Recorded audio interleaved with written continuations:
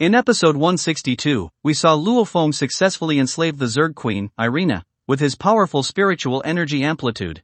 Rather than having a strong need to build a Zerg army, his great desire was to help Irina break through to the immortal level. After all, an immortal-level Zerg Queen could produce a vast number of immortal-level Zerg warriors, and such power could destroy an entire universe country, even forcing universe venerables to retreat. After all, if they encounter a top-tier immortal-level Zerg hive, the universe venerables would be severely injured, even if they somehow survived. However, the difficulty of a World Master-level Zerg Queen breaking through to the immortal level is incredibly high. Unlike plant-based life forms, which could break through by absorbing large amounts of treasures, the breakthrough of a Zerg Queen relies on comprehending the universe's original laws. Despite Luo Feng's willingness to invest vast resources, he still couldn't help Irina break through. This is because, like all warriors, the only way for the Zerg Queen to break through to immortal is by comprehending the original laws. Compared to World Master-level human warriors, a Zerg Queen's understanding of the upper original laws must reach the King Immortal level for a chance to break through to immortal. This process is far more difficult than human breakthroughs, perhaps 100 or even 1,000 times more difficult. Nevertheless, a World Master-level Zerg Queen still has immense deterrent power. The most terrifying ability of a Zerg Queen is her ability to continuously create Zerg warriors. Even if these warriors are only at the peak of World Master level, 1,000,000 pinnacle World Master level Zerg warriors can profoundly affect the entire universe country's territory. To put it in perspective, the total number of World Masters in the Qianwu universe country is about 1,000,000, many of whom have not even reached the pinnacle level of World Master. You might not know this, but even with the same number of million-level warriors, the battle effectiveness of 1,000,000 human World Masters and 1,000,000 World Master-level Zerg warriors differs greatly. If 1,000,000 human World Masters simultaneously attack a single target, their combined energy output would theoretically be 1,000,000 times the base power. However, in fact, because each World Master is an independent entity, it is difficult to perfectly coordinate their energies, resulting in a combined energy output that is only about 700,000 times the base value, or even lower. This is because when human World Masters attack together, their energy fluctuations are not perfectly coordinated, causing mutual repulsion and cancellation, preventing them from reaching their full potential. The Zerg, however, are completely different.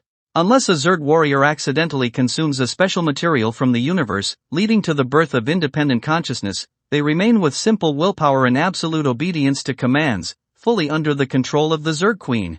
Under unified will control, 1,000,000 Zerg warriors move as one, their attack rhythm perfectly aligned, and their energies completely merged, maximizing their power. For this reason, even a World Master-level Zerg Queen, with 1,000,000 Zerg warriors working in perfect unison, can trigger a qualitative leap and even severely injure a King Immortal-level powerhouse. Thus, ordinary Immortal-level powerhouses, when encountering a Zerg hive, will have no choice but to avoid its sharp edge and retreat quickly, even if the warriors are only World Master level. Of course, the theoretical possibility of a World Master level Zerg Queen killing a King Immortal level being exists, but it is rare. King Immortal level beings typically possess teleportation abilities and would not be foolish enough to remain stationary, allowing the Zerg warriors to accumulate energy for a devastating attack. Therefore, such energy-accumulating attacks generally require ambushes or must be launched when the enemy is unaware and off guard, in order to reverse the battle and gain control of the situation. This is precisely why Luo Feng is willing to invest heavily to help Irina create 1,000,000 pinnacle Zerg warriors. To achieve this, he has tried various channels to cultivate as many Zerg warriors as possible at the lowest cost. First, using universe crystals is a top option that Luo Feng ruled out. Although the golden horned beast can obtain at least 1,000 times more universe crystals than an ordinary human when it breaks through to World Master level due to its vast inner world, universe crystals have broad applications, and Luo Feng is unwilling to waste them. After all, universe crystals are created when warriors break through the World Master level and cosmic energy pours into their life core, crystallizing. In other words, each warrior only has one chance in their lifetime to receive this cosmic energy crystal. Therefore, using universe crystals to cultivate Zerg warriors is clearly not a viable option. Secondly, absorbing metals and other raw materials to nurture Zerg warriors is also unrealistic. To collect such vast amounts of metal resources, the most direct approach would be to acquire related companies. However, only high-end enterprises that control top resources can meet Luo Feng's needs, and these enterprises are often part of superpowers like the Virtual Universe Company and cannot be acquired. While low-end companies could be purchased, they cannot provide enough resources. Therefore, Luo Feng ultimately chooses to buy Zerg remains to help Irina cultivate Zerg warriors. You might be curious as to how the remains of the Zerg race, essentially the bodies of the Zerg warriors, can be used to breed new Zerg warriors. This is one of the unique abilities of the Zerg race.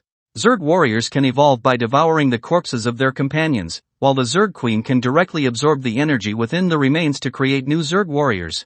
Of course, this transformation is not without its costs. For example, 5 bodies are required to breed one new Zerg warrior. Otherwise, if the energy consumption were 0, the Zerg Queen would be able to create an infinite number of Zerg warriors. In that case, the Zerg Queen would become an invincible being. Imagine this: during prolonged battles, the enemy's energy would eventually be depleted, but the Zerg Queen could continue to summon Zerg warriors with the eternal energy she controls, which would completely disrupt the balance of the universe. The original laws of the universe would never allow such a situation to occur, and thus the Zerg's regenerative ability is ultimately constrained. Now, back to the storyline.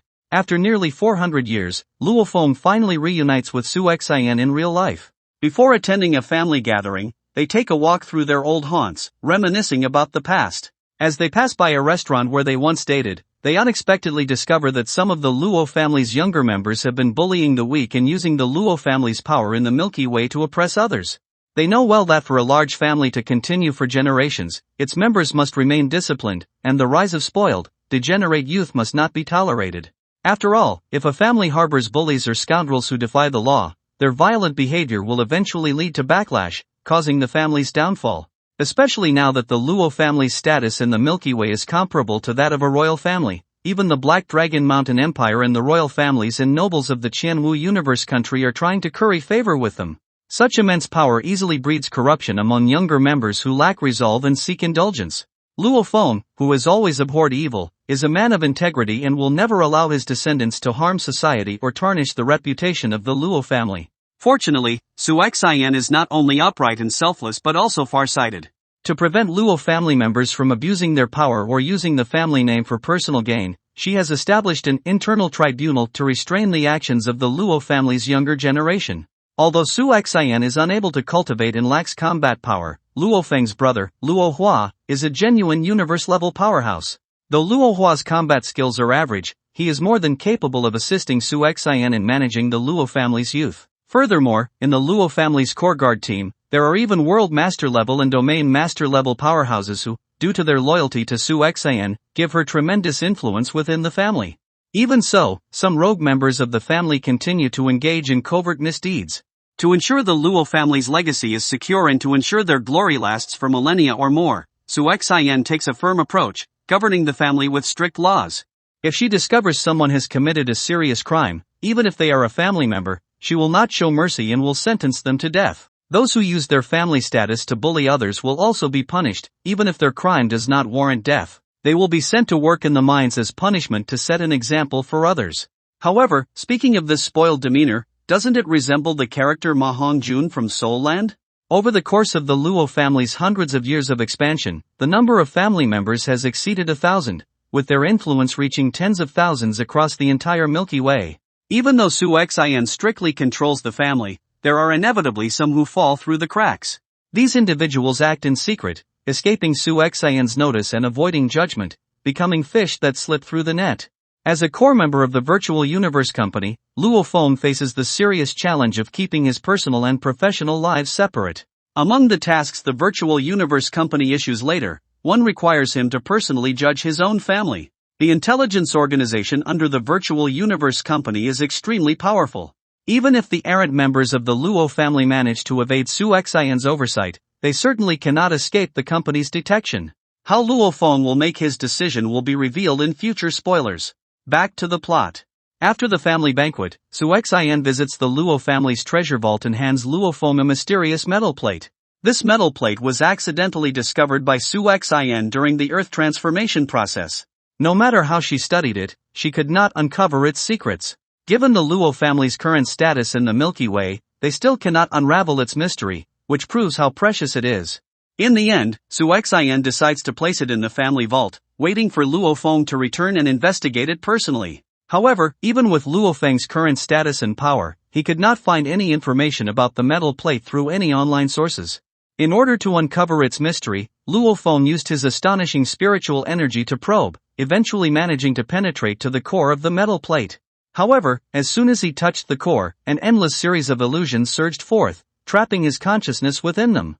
Luo Feng had no choice but to break each illusion one by one.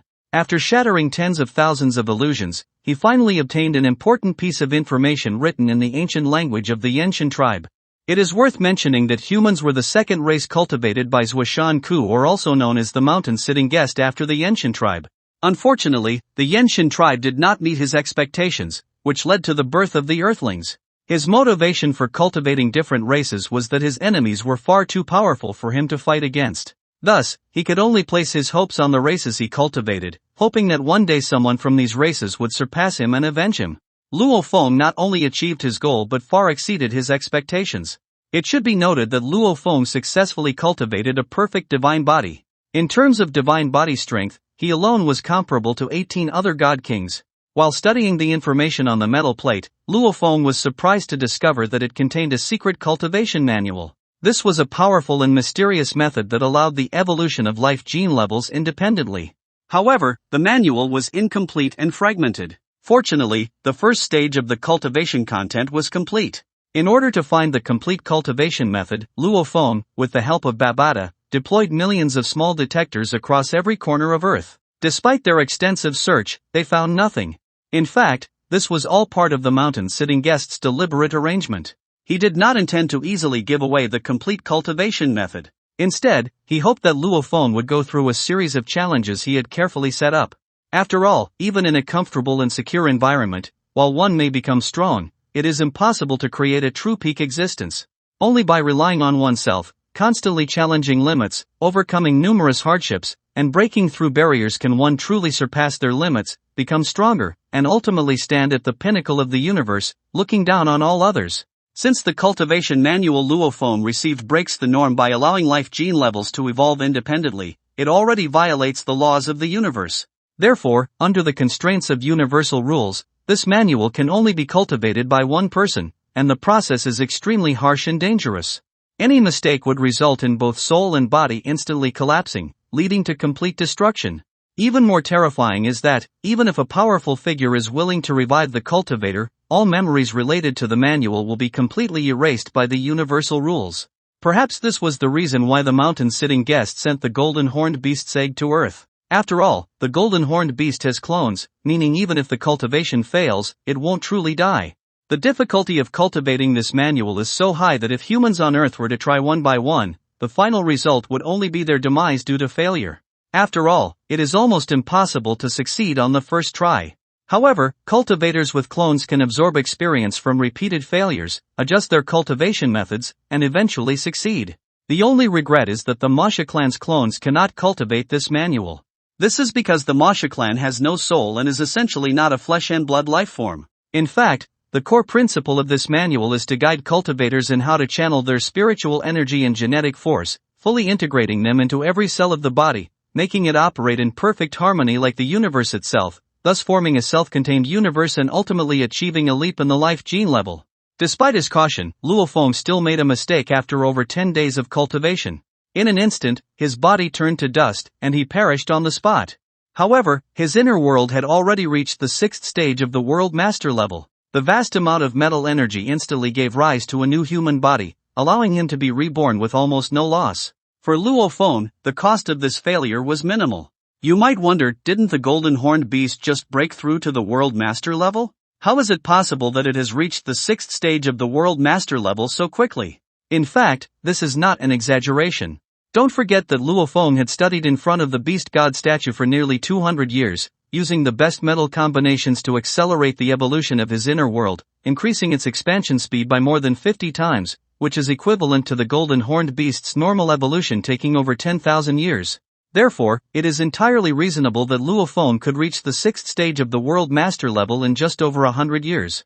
In fact, after breaking through to the World Master level, the golden horned beast can absorb cosmic energy to advance itself, making it easier to break through to the immortal level. However, Luo Feng was not content to stop at being a regular golden horned beast. He firmly believed that no matter how difficult it was, he could break through his limits, shatter his shackles, and become a true top-tier immortal. Therefore, he chose to continue devouring metal to evolve his inner world. It is through this persistence that he was able to suppress the law domains of ordinary immortals using the power of his world projection. Back to the plot. After the human body's first failed attempt at cultivation, Luo Feng decided to have the golden horned beast attempt to cultivate.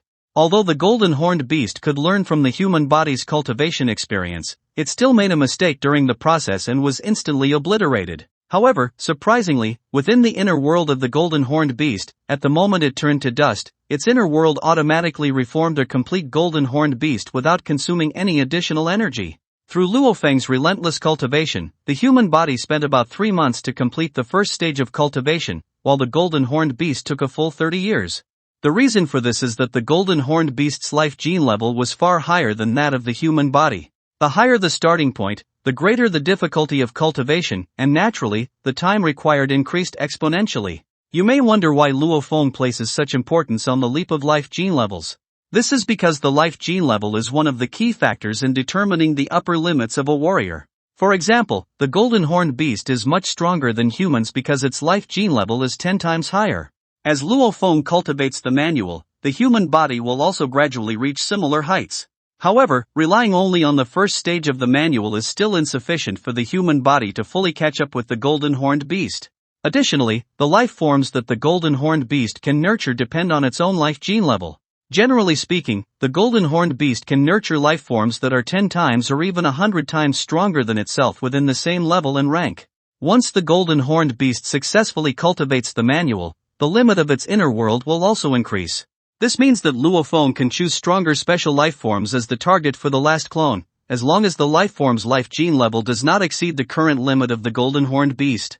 Of course, the universe is fair. If Luo Feng were to choose a life form 100 times stronger than the golden horned beast as the target for his clone, when he breaks through to the immortal level, he would encounter great obstacles and struggle to break through the shackles. As for why Luo Feng has not encountered any limitations in his cultivation so far, it is because both his Masha clan clone and human body's life gene levels are lower than that of the golden horned beast. Therefore, as long as the golden horned beast can break through, the other clones will also break through, allowing them to smoothly ascend. Well, that's all for this video. Thanks for watching this video. Wish you a wonderful day.